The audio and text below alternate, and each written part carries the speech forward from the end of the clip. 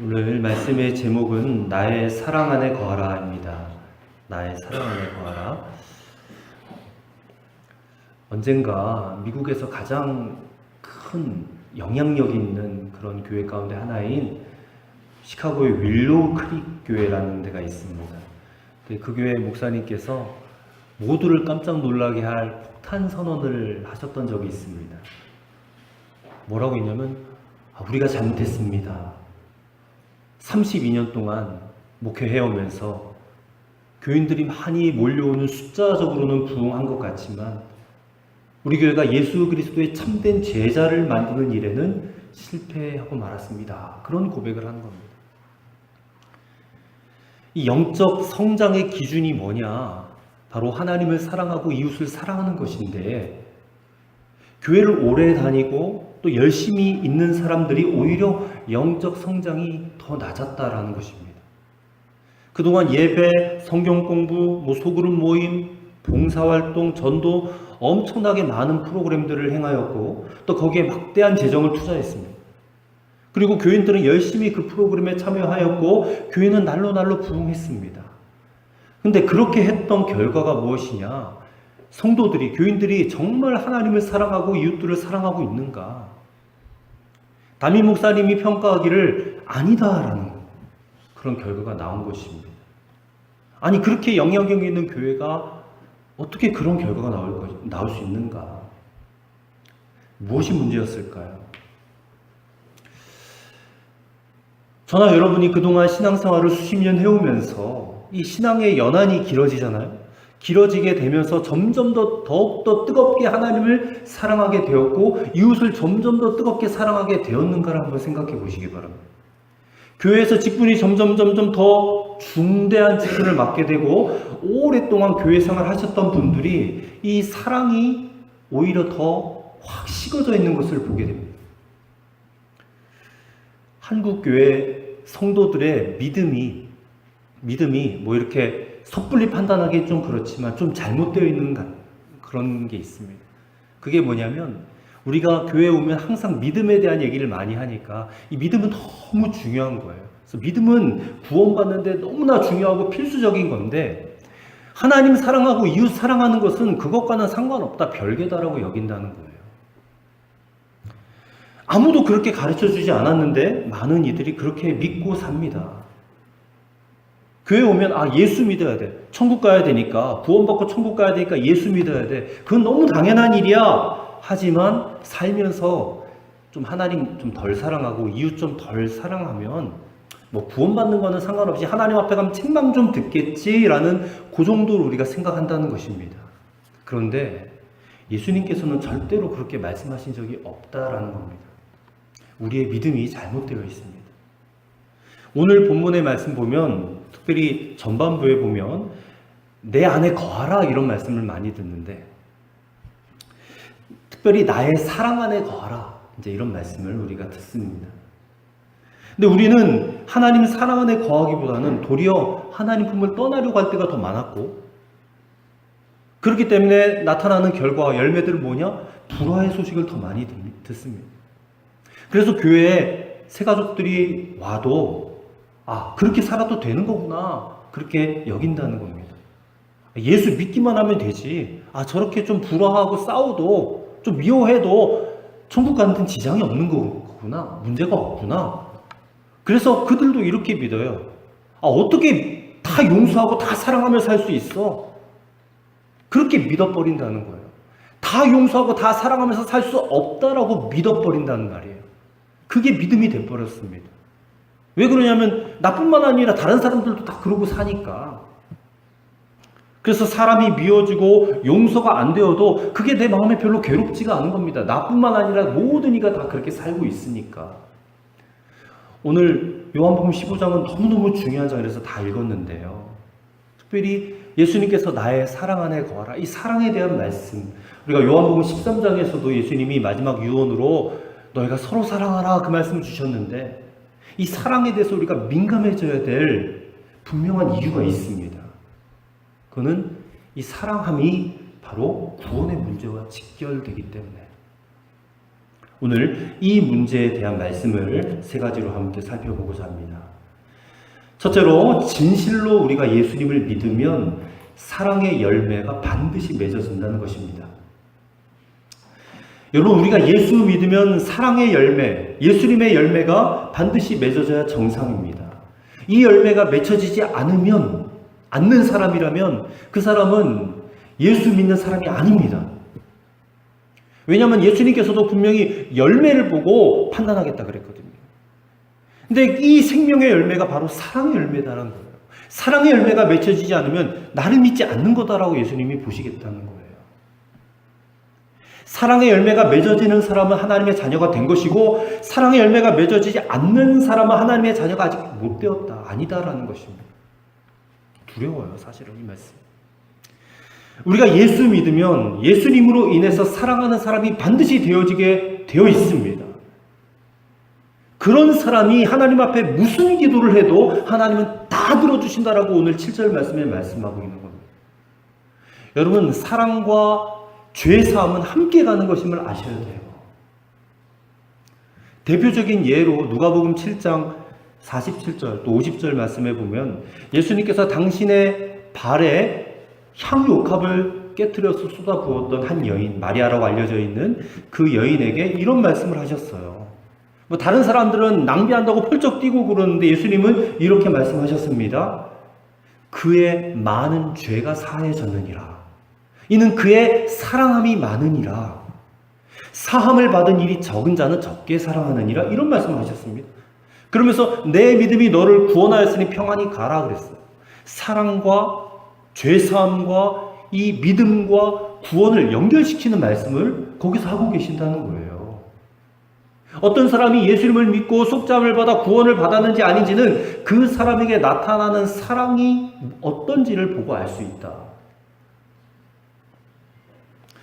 우리는 대개 내 눈에 들보는 보지 못하고 남의 눈에 티는 크게 보는 사람들입니다. 우리는 바로 어제도 다른 사람들의 티를 가지고 우리 마음에 판단하는 죄를 짓고 살았습니다. 그 사람 보면서 아니 그 사람 어떻게 저럴 수가 있지? 우리는 그래요.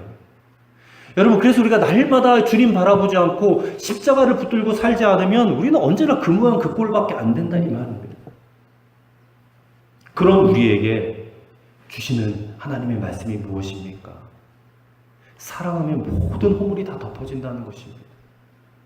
베드로전서 4장 8절에 무엇보다 뜨겁게 서로 사랑할지니 사랑은 허다한 죄를 덮느니라 했습니다.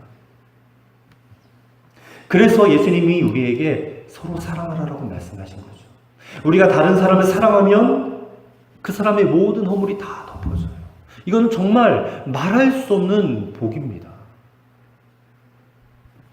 오늘 본문에 예수님께서 14절에 너희가 나의 명하는 대로 행하면 나의 친구라 그러셨어요. 사랑을 하는 자, 주님이 명하시는 대로 사랑하는 자는 예수님과 뭐가 돼요? 친구가 된다. 친구가 뭡니까? 서로 마음이 통하는 사이가 된다는 것 아닙니까? 이런 관계성 속에서 드려지는 기도는 다 응답받게 된다는 것. 우리는 하나님 앞에 기도해도 하나님 왜 내 기도 안 들어주세요? 우리가 이런 의문과 그런 마음의 속상함을 갖고 있는데 먼저 주님과의 관계부터 여러분 정립을 제대로 하셔야 됩니다. 주님과 사랑하는 관계가 돼요. 마음이 통하는 관계가 친구가 돼야 된다는 것입니다. 내가 하나님 앞에 드리는 기도가 사랑으로 드리는 기도가 맞는가? 정말 주님 사랑하고 내 이웃 사랑하는 마음으로 드리는 기도가 맞는가? 그런 기도는 다 응답받는다고 말씀하셨는데 이 말씀이 진리가 맞다면 우리가 그런 기도를 드려야 한단 말입니다. 16절에 이는 너희로 가서 과실을 맺게 하고 열매를 맺게 하고 또 너희 과실이 항상 있게 하여 내 이름으로 아버지께 무엇을 구하든지 다 받게 하려 함이라 했습니다. 무엇을 구하든지 다 받게 한다. 그런데 여러분, 사람이 그 마음에 사랑 없는 사람이 누가 있겠습니까? 예수님께서도 비유로 악한 자일지라도 자기 자식은 사랑한다라고 했습니다. 근데 같은 사랑이라는 단어를 쓰긴 하지만 하나님의 사랑과 사람의 사랑은 너무 다릅니다. 사람의 사랑은 그냥 자기 눈에 좋은 사람만 사랑해요. 자기 눈에 싫은 사람은 싫어해버려요. 이런 사랑은 그냥 육신의 본능일 뿐이지, 그 육신의 본능에서 뭐가 나옵니까? 시기와 질투와 정욕과 집착과 독점욕과 지배욕과 어떤 실망과 복수심, 원한, 이 모든 것들이 사람의 본능에서부터 나오는 거죠. 그 인간의 사랑과 하나님의 사랑을 감히 비교할 수가 없어요. 이 인간적인 사랑에서부터 비롯되어진 것은 대부분 다 고통의 원인이 될 수밖에 없습니다. 오늘 예수님께서는 우리에게 이 인간의 사랑으로 사랑하라는 것이 아니라 예수님의 사랑으로 사랑하라고 우리에게 말씀하고 계신 것입니다. 예수님이 원하시는 것은 예수님의 그 생명으로부터 비롯되어진 사랑, 예수님의 생명을 가진 자에게서 저절로 맺어지는 그 열매, 그 사랑의 열매로 사랑하라. 그렇게 여러분 사랑해 보시기를 바랍니다. 이 사랑의 열매가 저와 여러분에게서부터 맺어지게 된다면 여러분 그것이 바로 구원받은 증거가 되는 것이에요. 당장에 우리 오늘 이후에, 이 예배 시간 이후에 당장 내일 우리에게 무슨 일이 일어날지 모르지 않습니까? 천국에 가고 싶은데 이대로 내가 호흡이 끊어져서 죽으면 과연 천국 갈 수 있을까에 대한 그런 두려움을 갖고 계신 분들이 한둘이 아니에요. 하지만 걱정할 거 없습니다. 내게 예수님의 사랑이 부어져서 내가 오늘 그 생명의 열매를 가지고, 사랑의 열매를 가지고 다른 사람 사랑하고 있는가를 보시면 걱정할 거 하나도 없습니다. 우리는 구원받은 자고 열매를 맺는 자들이에요. 두 번째로, 사랑은 사랑하기 위해서 노력하는 것이 아니라 단지 주의 사랑 안에 거하는 것입니다. 예수님의 사랑을 하라고 말씀드렸는데 어떻게 예수님의 사랑을 할 수 있습니까? 목사님 아무리 노력해도 예수님께서 명하신 사랑, 또 그 용서를 할 수가 없어요 라고 탄식하는 이들이 많습니다. 근데 그런 탄식은 너무나 당연해요. 우리의 본능을 가지고는, 육적인 본능 가지고는 예수님의 사랑을 절대로 할 수가 없으니까요. 우리에겐 그럴 능력이 없습니다. 우리가 열심과 열정을 가지고 사랑하려고 애쓰고 노력한다면 여러분 우리는 우리 자신을 몰라도 너무 모르는 것입니다. 우리가 할 수 있는 것은요, 하나님 앞에 하나님, 우리는 도무지 우리 안에 참 사랑이 없습니다라고 인정하는 것뿐입니다. 나에게는 참된 사랑이 없어요. 그렇게 우리가 하나님 앞에 나 자신을 솔직하게 드러내놓는 것이 하나님의 계획입니다. 우리가 부부 사이에 사랑의 관계가 있기 원하고 부모와 자녀 간에 사랑의 관계가 있기 원합니다. 부모님과의 관계도 마찬가지고 우리 한 교회를 섬기는 교우들끼리도 마찬가지예요. 근데 원하긴 원하는데 인간의 사랑은 이기적인 사랑일 뿐이에요. 그렇기 때문에 하나님 앞에, 하나님 저의 안에는 이기적인 사랑밖에 없어요. 참 사랑이 도무지 없습니다라고 인정하셔야 돼요.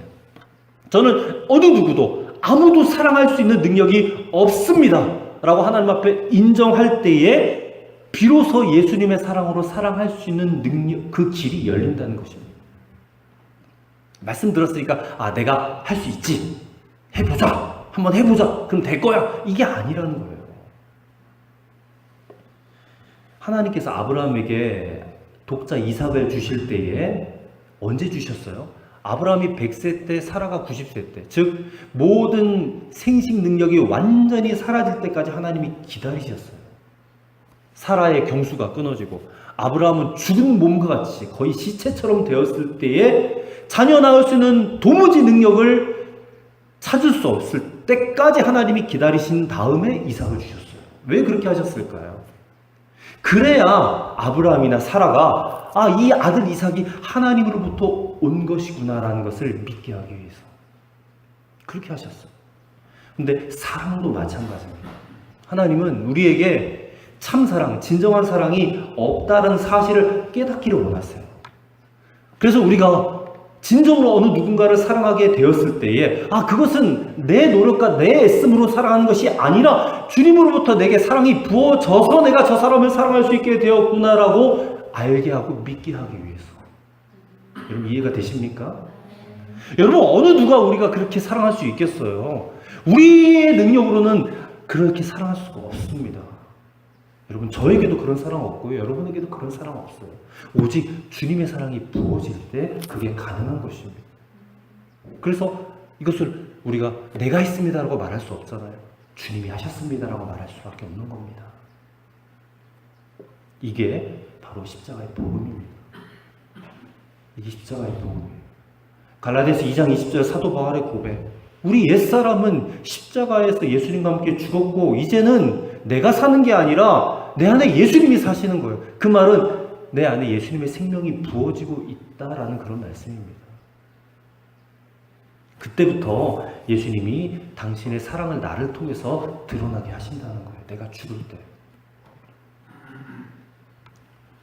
예수님께서 분명히 말씀하셨어요. 사랑하라 라고 명령하신 것이 아니라 먼저 내 안에 거하라 말씀하셨어요.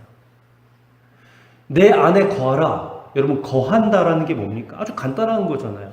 지금 우리가 다 예배당에 앉아 계신데 이 앉아 있기 위해서 막 여러분 애쓰세요? 몸부림치세요? 노력하고 계세요? 아니잖아요. 그냥 편안하게 앉아 계신 겁니다.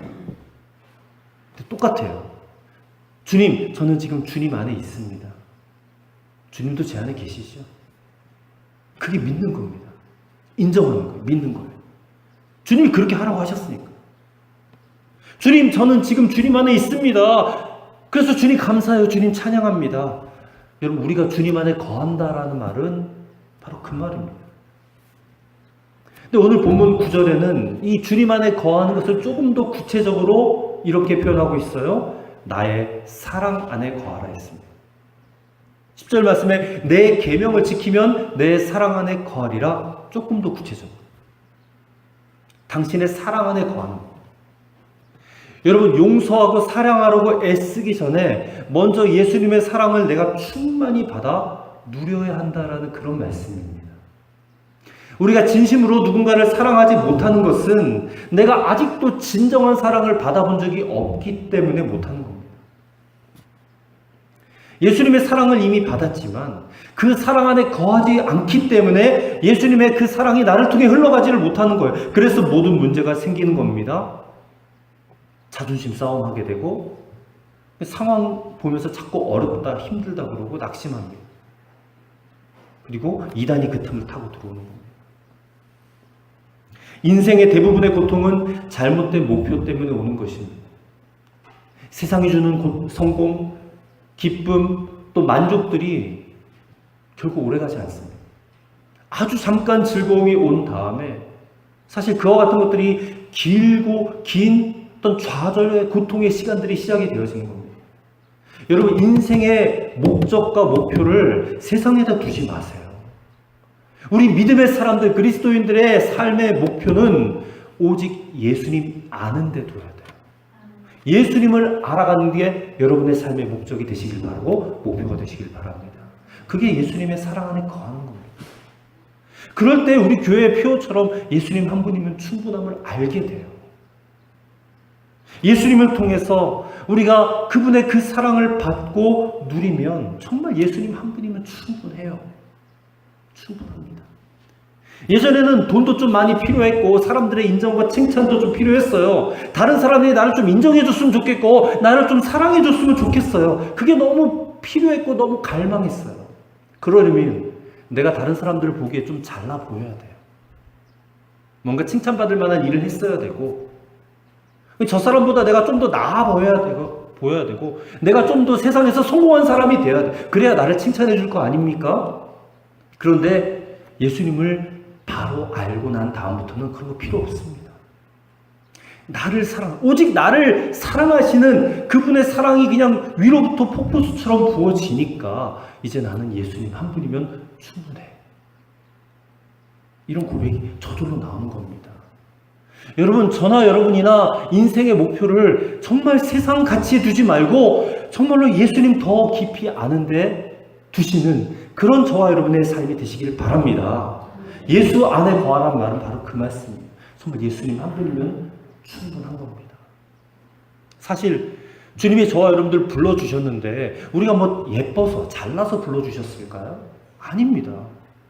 오히려 우리가 너무 미련하고 무식하고 부족하고 불쌍해서 좀 더 심하게 말해볼까요? 우리가 너무 한심하고 너무 미련해서 바보 같고 멍청해서 우리를 불러주신 겁니다. 우리를 그냥 내버려 두면 안 되겠기에 독생자 예수님을 보내주셔서 우리를 불러주신 거예요, 하나님이. 성경에 위대한 믿음의 인물들 많이 나오지만 뭐 아브라함, 다윗, 뭐 모세, 뭐 야곱 많이 나오지만 훌륭한 사람들 아니에요. 아브라함도 보세요. 자기한테 위기가 닥치니까 자기 부인을 2번이나 팔아버리잖아요. 야곱은 또 어때요? 치사하게 잔꾀 부리면서 자기 목 챙기려고 하는 그런 이기적인 사람 아니었습니까? 사사시대 기도는 어때요? 아주 잔꾀가, 열등감과 패배의식으로 가득 찬 그런 사람입니다. 다윗도 마찬가지고 삼손도 마찬가지고 인간적으로는 별로 대단한 사람들이 아니었습니다. 근데 이렇게 인간적으로 부족하고 연약하고 미련한 인간들에 대한 하나님의 사랑 이야기가 바로 성경 이야기예요. 그러니 오늘 우리가 주님 앞에 왔을 때 나의 강함을 드러내려고 하지 마세요. 하나님 앞에 하나님 내가 이렇게 하나님 세상에서 잘 살았습니다라고 여러분의 잘남을 드러내려고 하지 마세요. 또 나보다 못한 사람이 좀 잘 쓰임받는 거, 크게 쓰임받는 것 보고 여러분 신경 쓰지 마세요. 비교하지 마세요.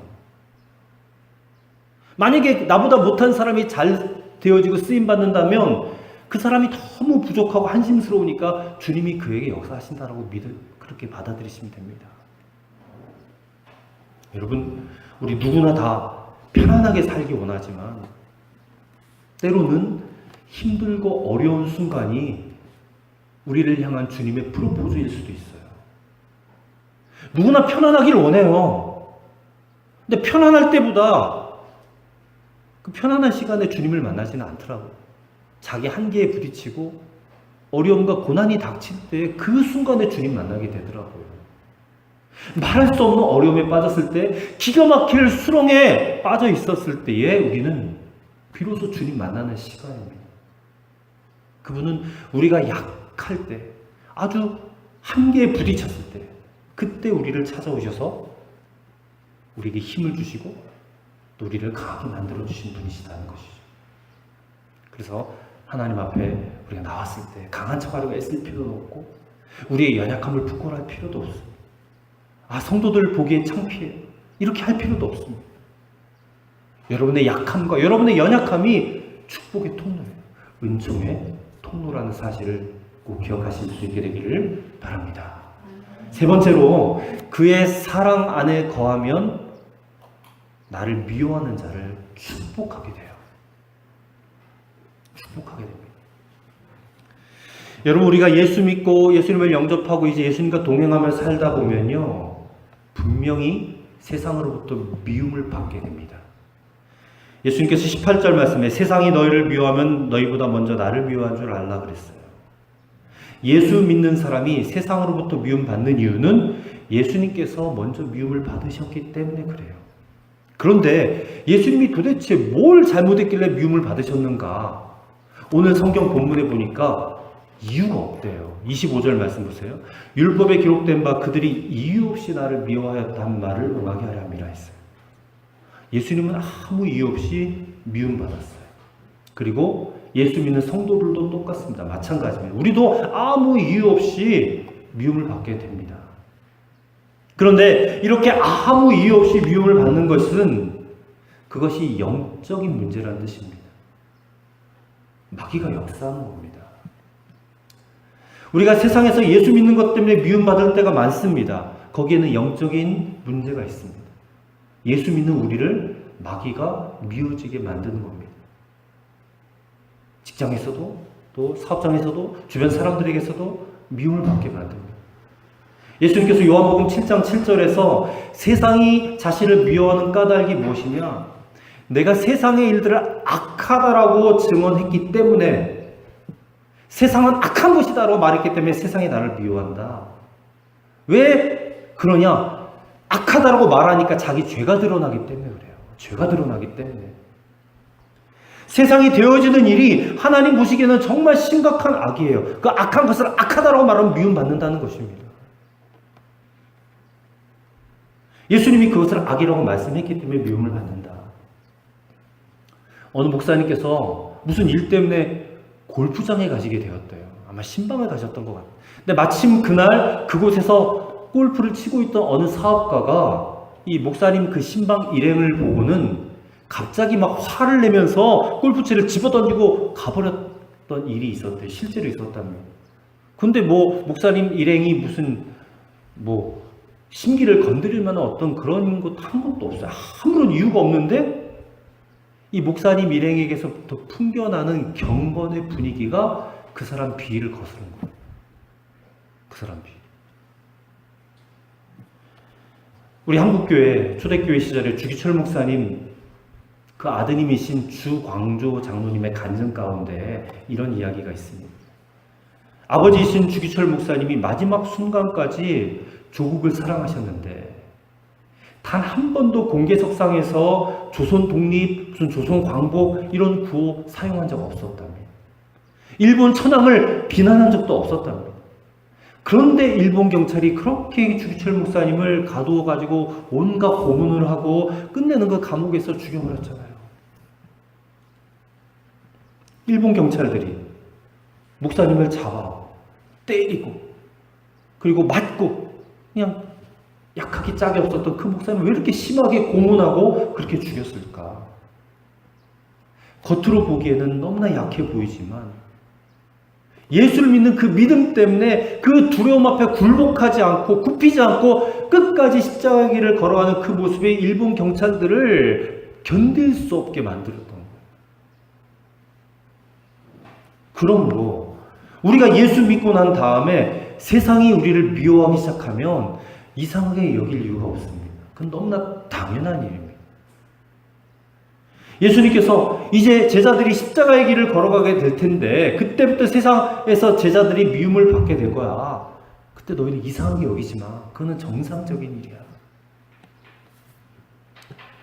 그래서 여러분 우리가 세상에서 좀 불공정한 일을 당했을 때, 좀 합당한 대우를 받지 못했을 때, 아니 이유 없이 나를 미워하는 것 같을 때, 그럴 때 여러분 이렇게 생각하세요. 예수님도 그렇게 하셨지. 예수님도 그러셨지. 우리가 예수님 믿고 예수님을 구주로 영접하면 나에게 항상 행복하고 즐거운 일들만 생겨날 거라고 생각하시면 안 됩니다. 도리어 나를 미워하고 나를 따돌리고 나를 핍박하는 그런 일들이, 그런 사람들이 생길 수도 있다라는 각오를 해야 돼요. 예수님도 그런 일을 겪으셨으니까.